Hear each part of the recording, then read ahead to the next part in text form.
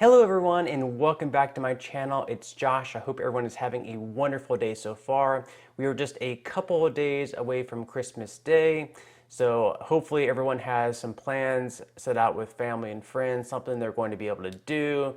Doesn't have to be a big thing. Myself personally, it's just going to be me, my wife, and our newborn just turned 7 weeks a couple of days ago, so we are very excited about that. It's going to be a very low-key event. It's been a very tough year for a lot of families, so hopefully this is a time that we can kind of forget about all the tough inflation and just everything that's been going on over the last year. That's made it especially hard for a lot of us. So just time with family, and hopefully we can forget about the tough times and just focus on the positive and moving on to more positive things in 2023. So that's it for me, very low key for me. Hopefully you guys are going to be able to get together with family, friends, and have a good holiday season.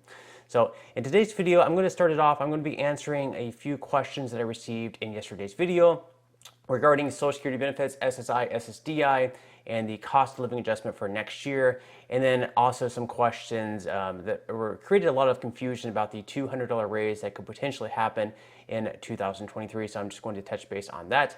I'm also going to be going over a little bit of government news in regards to the $1.7 trillion omnibus bill that is set to pass today in the House. I guess there's going to be a lot of people voting virtually because they're going home because of these storms.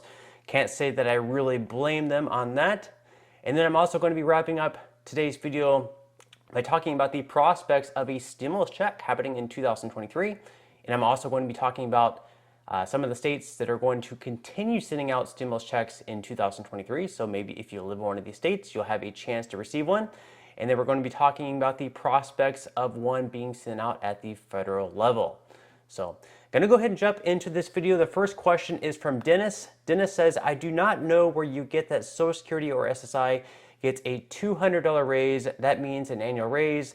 I didn't get 81. So what's up? How do we know what the truth is?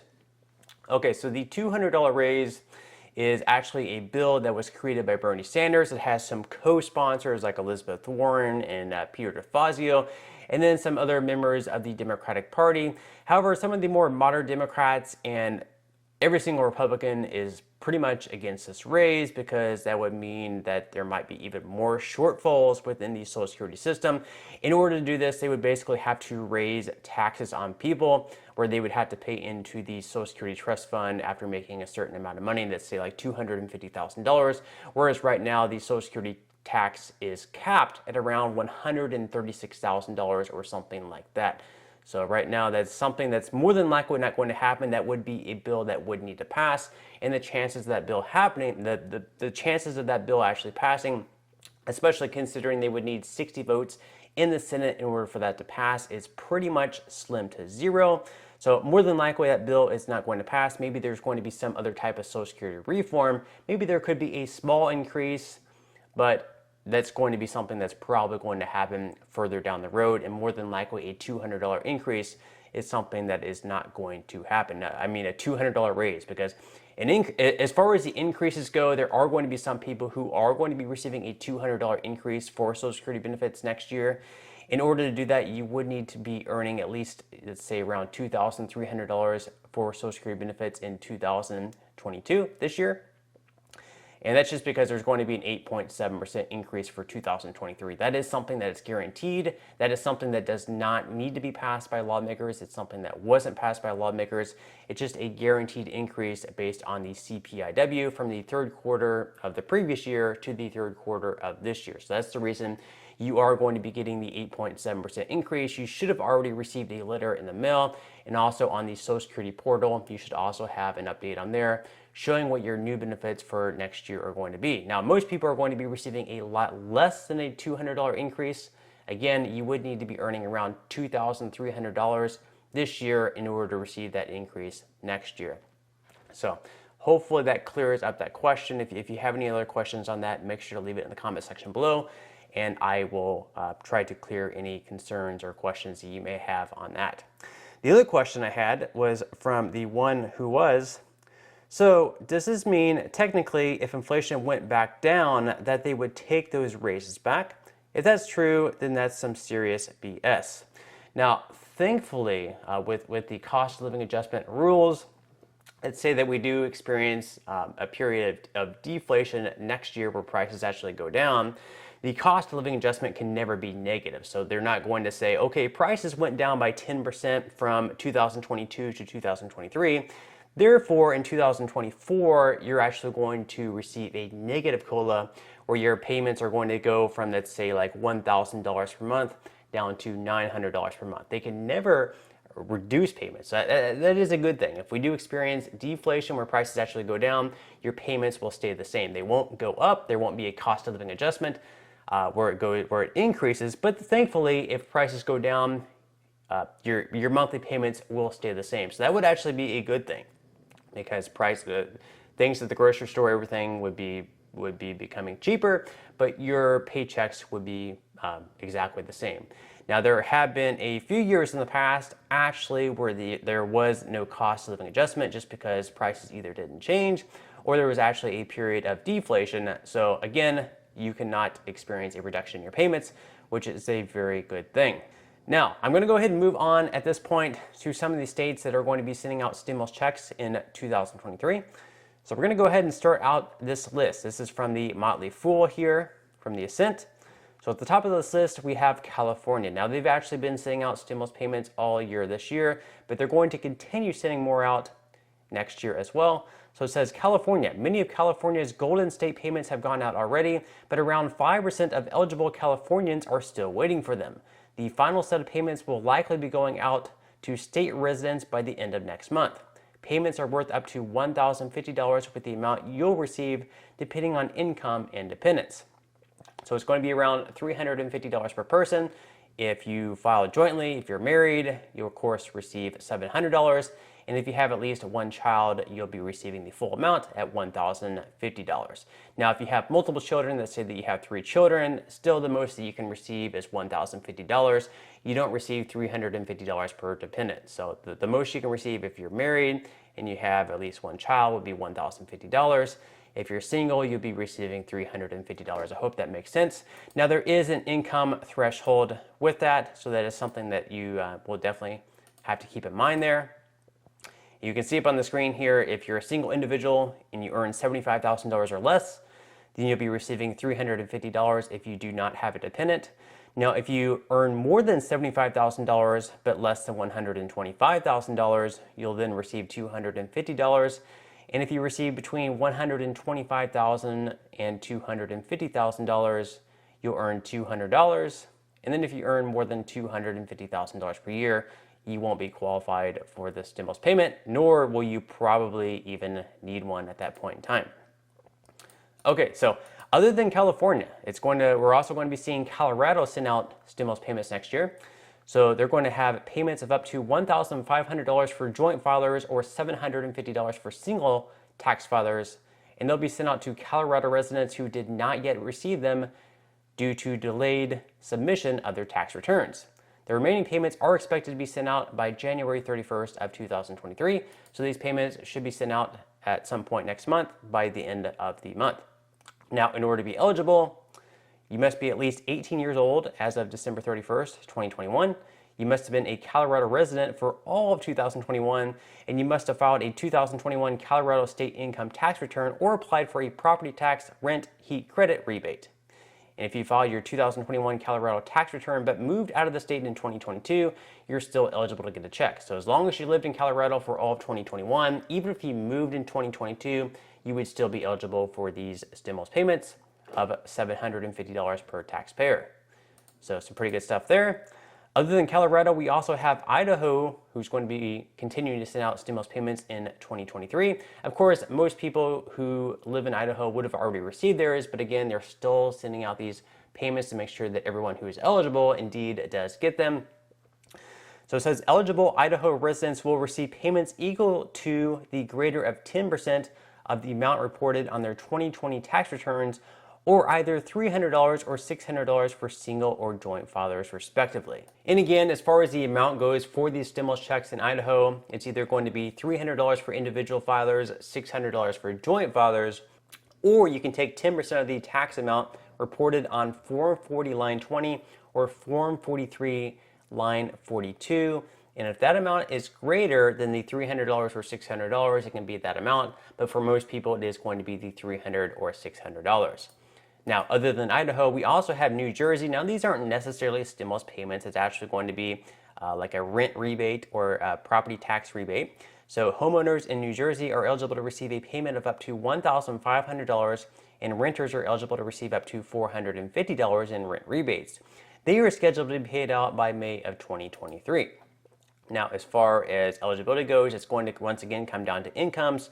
So homeowners with incomes of $150,000 or less will receive the full amount at $1,500. Homeowners with incomes more than $150,000 and up to $250,000 will receive $1,000, and more than $250,000 will receive nothing at all. But again, if you're making more than $250,000, you're probably pretty well off and you're not going to be missing out on any of this money.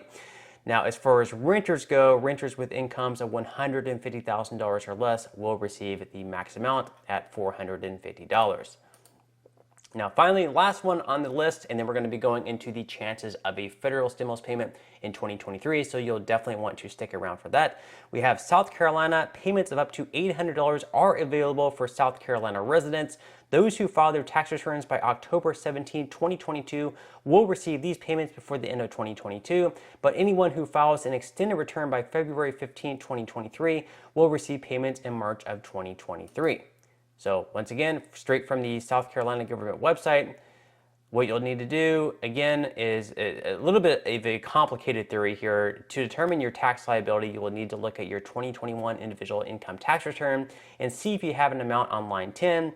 If you do not have an amount, you'll need to stop. You will not receive a rebate. If line 10 is $1 or more, from there you'll have to continue. Then you add your refundable credits found on lines 21 and 22. This could be 0. And then you need to subtract those credits, if any, from line 15.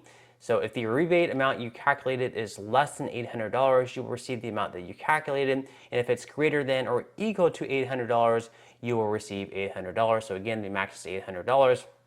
If you live in South Carolina, you don't have to go through and calculate this. They'll send out whatever you're eligible for. So you don't really have to worry about doing all that math.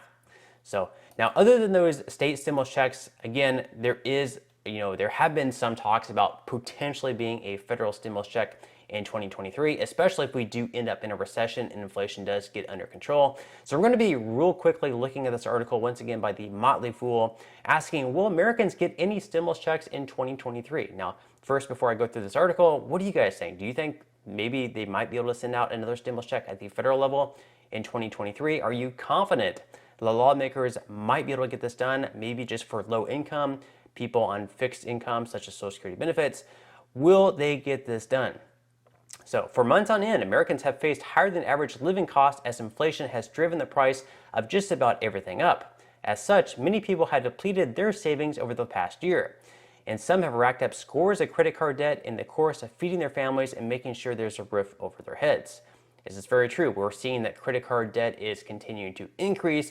People no longer have this excess of cash in their bank accounts from these stimulus funds that they were receiving over the past couple of years. All this money is now depleted, and they're now stuck to using credit cards to pay their bills.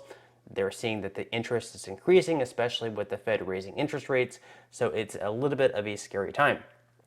Because inflation has been so out of hand, many people have been hoping for another round of stimulus checks from the federal government. The last federal stimulus round got approved, put $1,400 checks in recipients' bank accounts, but those funds got the green light back in March of 2021. Since then, there's been no federal stimulus aid to speak of, though some states have stepped up over the past few months and issued stimulus payments of their own. So we've seen that. We've seen around 20 or 21 states send out stimulus aid, and we just went over 5 that's going to continue sending out money in 2023. At this point, it's pretty clear that federal stimulus aid is off the table for 2022, but will things change in 2023? And as I mentioned here, perhaps a recession could spur another stimulus round. This is very true if people are losing jobs, if the unemployment rate goes up, and we're seeing a lot of pain in the economy, then there's definitely a possibility, perhaps, that they could go ahead and send out another round of stimulus checks. Will they be more targeted? Will they go to lower income? We'll just have to wait and see. There's a reason lawmakers aren't approving more stimulus checks right now. Economic conditions don't justify it. Sure, inflation is soaring and many people are struggling, but the reality is that the U.S. labor market is still holding strong. And since unemployment levels are low, we're unlikely to see a stimulus round come through. In fact, it's easy to argue that a round of stimulus checks could make inflation worse.